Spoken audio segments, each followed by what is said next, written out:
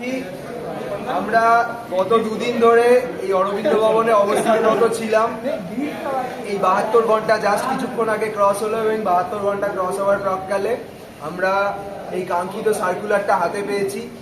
আমরা যে 5 দফা দাবি দাওয়া নিয়ে বসেছিলাম, সেই দাবি দাওয়াগুলোর মধ্যে প্রথম 4টি দাবি দাওয়া নিয়ে আমাদেরকে একরকমভাবে মেলে রিপ্লাই দেওয়া হয়েছে এবং সেটার ফলো আপ আগামী দিনে হবে। এবং 5 নম্বর যে দাবি দাওয়াটি ছিল, যেটি এই মুহূর্তে অ্যাপ্লাই করা সম্ভব বলে আমরা চাপ দিয়েছিলাম, সেই চাপের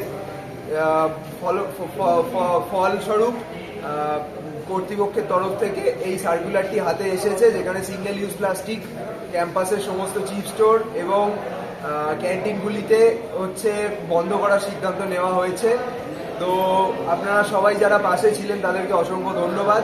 এবং এই বার্তাটি শেষ দিয়ে যেটা শেষ করতে চাই যে এই লড়াই এখানেই শেষ থাকবে, শেষ হবে না। কারণ